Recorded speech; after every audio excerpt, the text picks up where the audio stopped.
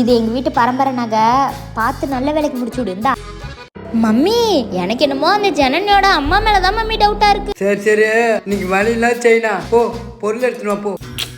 நகையை திருடு நீ தானே? வாடா, உனதான் சென்னுக்கிறா. டேய் ஐயோ, தெரியாதனமா வேற யார்கிட்ட கேட்டுமே.